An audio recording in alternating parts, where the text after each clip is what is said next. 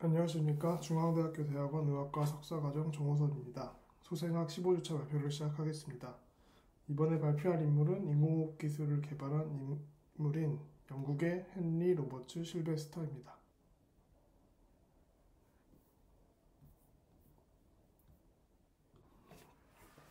실베스터는 1828년 영국 런던에서 태어난 인물로 킹스 칼리지에서 공부를 하였고 1853년 왕립 외과학회 회원이 되었습니다.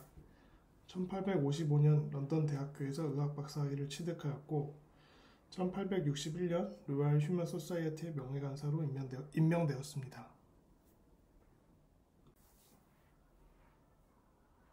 앞선 14주차의 발표 인물이었던 마샬 홀의 인공호흡법은 1856년 출판되어 런던의 의사들에게 널리 쓰였다고 합니다. 지난주 발표에서 보았듯이 이 호흡법은 프론 포지션에서 옆으로 돌리는 동작을 반복하는 것입니다.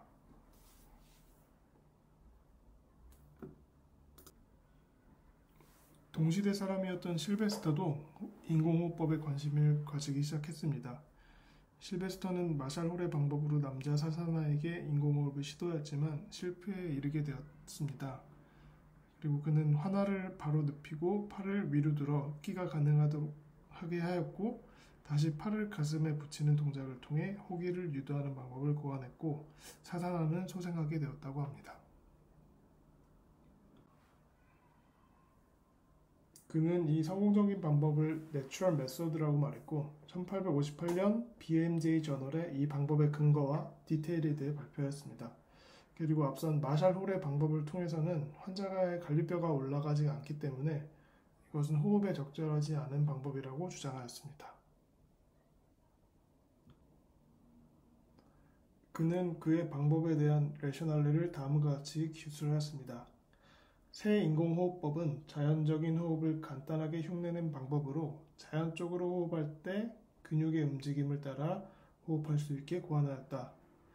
환자의 팔을 머리 옆으로 늘리면 갈비뼈가 올라가 가슴 용적이 커지고 진공이 발생하여 폐로 공기가 들어가게 되어 흡기가 발생하며 환자의 팔을 가슴 쪽으로 붙이면 가슴이 눌리게 되어 자연스럽게 호흡기가 이루어진다고 설명하였습니다.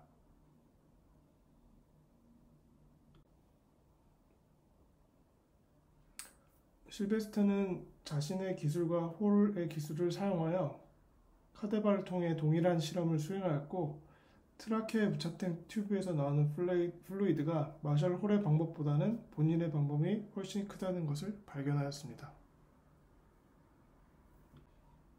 그리고 그는 그의 방법을 다음과 같이 기술하였습니다. 첫 번째, 환자를 등을 기대어 눕히고 어깨를 올린 상태로 지지한다. 두 번째, 환자의 혀를 앞으로 당기고 입술 너머로 돌출시킨다.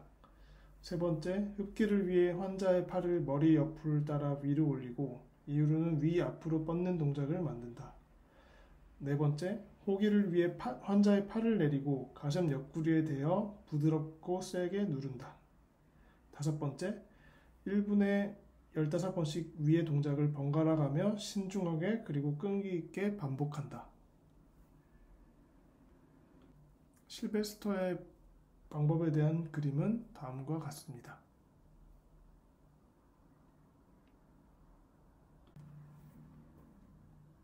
그는 본인의 방법에 대해 설명하면서도 마샬 홀이나 로열 휴먼 소사이어티에서 기존에 정했던 원칙이나 방법에 대해 가혹한 비난을 하지 않기 위해 조심스럽게 행동하였습니다.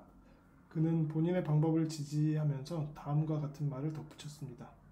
나의 새로운 방법이 지금까지 신뢰되었던 방법들의 사용을 막거나 대체하지는 않는다.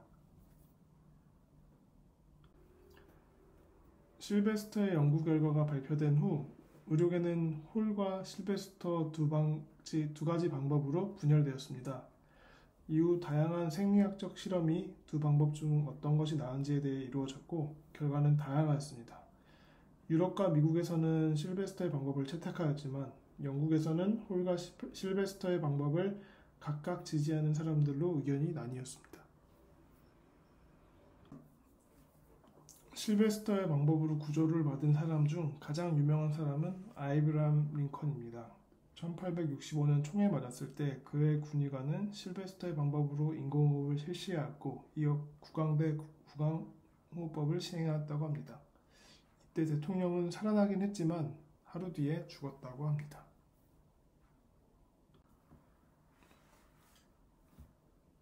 실베스테는 1883년 영국 로얄 휴먼 소사이어티에게 포덕일 금메달을 수여받았고 1908년 런던에서 사망하였습니다.